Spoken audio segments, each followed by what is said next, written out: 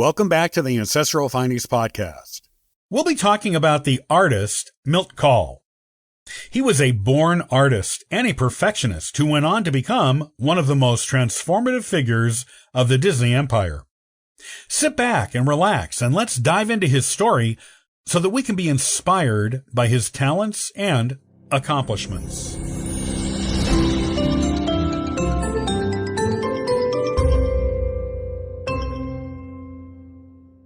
Perhaps one of my favorite things about Disney is this. At first, it's all sparkle and magic. Whether you're visiting the parks or enjoying Disney movies, every bit of it is captivating in some of the most imaginative ways possible. And then, when you look deeper, you start to notice the real genius behind it all. Underneath the parks, the rides, the attractions, the movies, you'll find a level of craftsmanship that just isn't all that common. If we're speaking of Disney genius and craftsmanship, then we must talk about animator Milt Kahl. Some refer to him as the master puppeteer, and among all Disney animators, he is one of the most legendary. In fact, he was part of the 9 Old Men, a prominent group of animators responsible for so many Disney classics. Let's dive into his story so that we can be inspired by his talents and accomplishments. Like so many of Disney's most famous animators, Milt took a circuitous route that eventually landed him a career with Disney.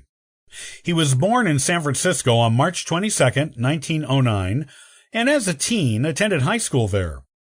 One of the things that guided Milt's early life was that his family was very poor.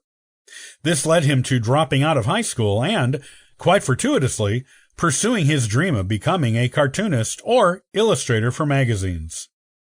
He mainly looked at work for magazines and newspapers, and it was during this time that he began work with the Oakland Post-Inquirer, where he would paste up layouts and retouch photographs.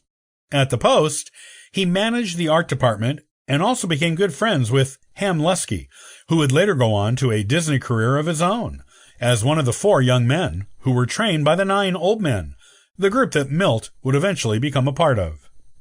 After time spent with the Post, Milt moved on to the San Francisco Bulletin. But then the Depression hit, and the Bulletin laid him off. He went into business for himself, starting his own commercial art studio. But with the Depression, business was slow. During the Depression was when he saw his first Disney short, 3 Little Pigs. This was at a local theater, and he was so captivated by it because in it he saw opportunities to transfer his skills to animation. That's what led him to apply directly at Walt Disney Studios in June of 1934. Well, that and a trip from his old friend Ham, who had gotten a job with Disney and urged Milt to move to Los Angeles and do the same. Milt went for the job and was hired on as an assistant animator, where he began work on several Disney shorts. Some of these included Mickey's Circus, Lonesome Ghosts, and the Oscar award-winning The Ugly Duckling.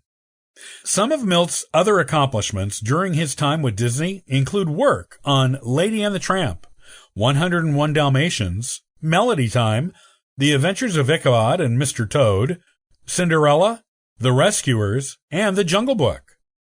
One of the most inspiring things about Walt Disney was that he rewarded talent where he saw it, and that is illustrated in one story told by one of Milt's fellow animators, Ollie Johnson. During the production of Pinocchio, Freddie Moore barged into Ollie's office and said, "Hey, you ought to see the drawings this guy Milt Kahl is doing." Milt's work on this film was incredible, so much so that Walt Disney ended up naming him the supervising animator over Pinocchio. The story behind Pinocchio is almost as interesting as the film itself. By June 1938, the film had been in production for a while, but Walt Disney wasn't happy with it. "People know the story," he said, "but they don't like the character." Work proceeded on the film for 6 months, and then Walt made the decision to scrap the entire project and start over from the beginning. All along, Milt had been among the voices calling for a redesign of the Pinocchio character, citing the idea that as a wooden puppet, the original design just wasn't all that likable. With the project restarted, Milt took over and focused on transforming the original Pinocchio into the adorable character that we know and love today. Something similar happened during the early stages of production for The Sword in the Stone. Milt was making some of the first rough draft drawings when Wooly Reitherman took a look at them and said, "These things look so beautiful, they could hang in a museum." Milt, ever the bashful sort, replied, "Ah, you're full of it." Throughout the tale of Milt's career, you'll find this theme again and again. He gained a lot of recognition for shorts belonging to the Silly Symphony series, and for things like Ferdinand the Bull. His craftsmanship was such that he was often given the most difficult of tasks, animating human characters. This included Prince Philip from Sleeping Beauty, Alice of Alice in Wonderland, and Peter Pan himself. He didn't just animate people, though. Many of Disney's most iconic animal characters numbered among his accomplishments, too. Bambi is one such character. Plus, he animated several characters from Song of the South, including Brer Rabbit, Brer Fox, and Brer Bear. If you recall the snooty llama in Saludos Amigos, that was Milt's work, too. One of the most interesting things about Milt was that he was a true perfectionist, refusing to settle for less than the best. And he had an explosive temper that would flare when he was unhappy with his results. This is also what made him a natural leader, because he expected the same perfection from his colleagues that he demanded from himself. His fellow animators came to respect him, and they even came up with ways to deal with his temper. Walt Disney himself once famously said, "The way to handle Milt is to let him cool off for a couple of days and then talk to him." Milt worked with Disney for almost 40 years.